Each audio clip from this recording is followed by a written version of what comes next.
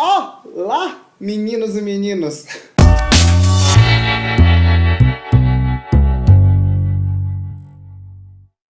E aí, como que vocês estão? Eu tô de volta, aqui é Alexandre Oliveira, engenheiro de qualidade, e hoje o nosso assunto especial, novamente a gente vai falar sobre ferramenta da qualidade, e hoje vai ser sobre o CEP. Sim, CEP, e CEP não é cidade, tá, do país. E também não vai ser código de endereçamento postal, pelo menos não nesse caso. O CEP significa controle estatístico de processo. É uma ferramenta da qualidade, uma ferramenta muito importante da qualidade que vai te ajudar a melhorar a qualidade dos seus produtos e também dos seus serviços.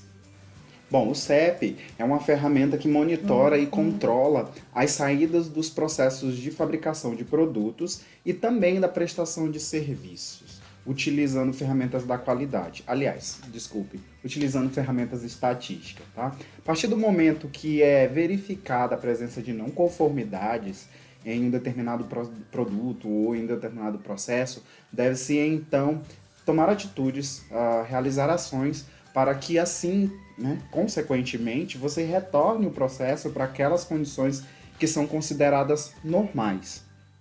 Eu sou normal!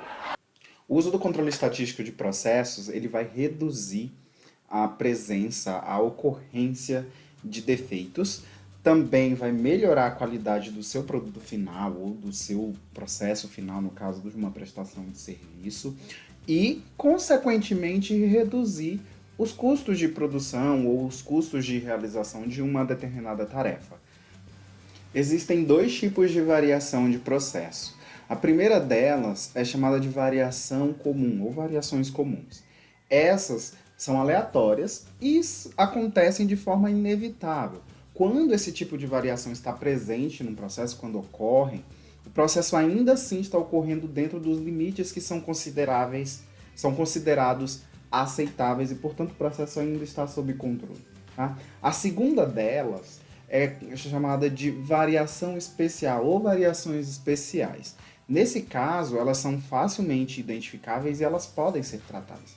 No entanto, quando esse tipo de variação acontece, né, elas afetam os parâmetros do processo, afetam a média, afetam o desvio padrão e, portanto, o processo está fora de controle. E ações necessitam ser tomadas para que o processo volte para as condições sabidamente normais.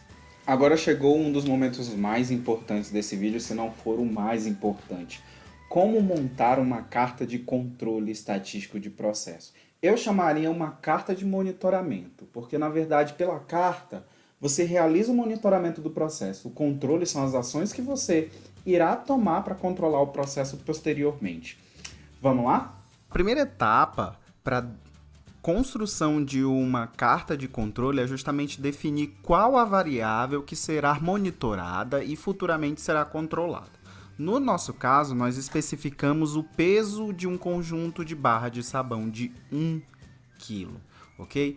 E na nossa segunda etapa, a gente precisa estabelecer um plano para a coleta desses dados. Então, a gente fez a suposição de que esses dados seriam coletados através de uma pesagem automática na máquina que embala o sabão. Então, esses dados seriam coletados, como definido numa terceira etapa, em um intervalo de tempo a cada 1 segundo. Né? Então, nós temos aqui dados coletados a cada 1 segundo para esse conjunto de barra de sabão de 1 kg.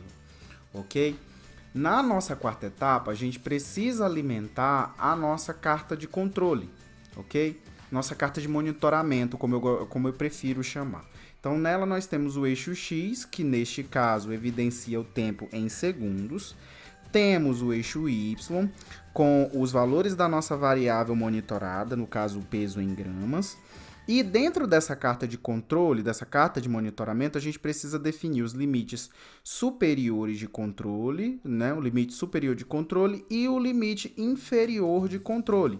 A gente também precisa colocar dentro dessa carta de monitoramento a média dos valores que serão coletados, ok? Então, todos esses valores que estão definidos aqui no gráfico, eles estão calculados aqui na nossa tabela. Então, a gente tem o tempo em segundo, ok?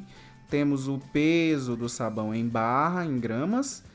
a média, o limite superior e o limite inferior de controle, baseados no nosso desvio padrão, ok? Então, nesse caso, eu considerei o limite superior e inferior de controle variando de acordo com 1,5 o valor do nosso desvio padrão, né? 1,5, ok?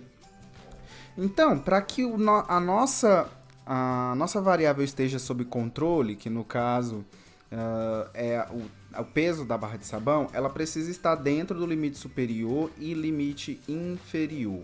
Então aqui nós temos praticamente todos dentro desse limite, com exceção desse único dado aqui, que é justamente o valor de 1960, que é o valor coletado no nosso 7º segundo, tá? Na nossa 6ª etapa, a gente precisa verificar se existe algum valor fora do limite que foi estabelecido, que foi o que a gente acabou de fazer, tá? Então, a gente verifica que tem um valor fora do que foi estabelecido, né, do que foi limitado, e com isso uma ação é necessário tomar uma ação. Então, para que o processo volte de volta ao que é considerado normal, ok? Agora que você já sabe como montar uma carta de controle estatístico de processo, você vai poder aplicar isso nos processos na empresa que você trabalha. Tá? Eu acredito que vai te ajudar bastante a melhorar algumas variáveis. Só para lembrar, eu deixei aqui embaixo, na descrição do vídeo, o exemplo que a gente utilizou aqui com a planilha e também o gráfico. Deixei alguns insights de referência que vão ter mais algumas informações, tá ok? Então não esquece de checar aqui embaixo. Se você ainda não curtiu, chegou a hora de curtir esse vídeo.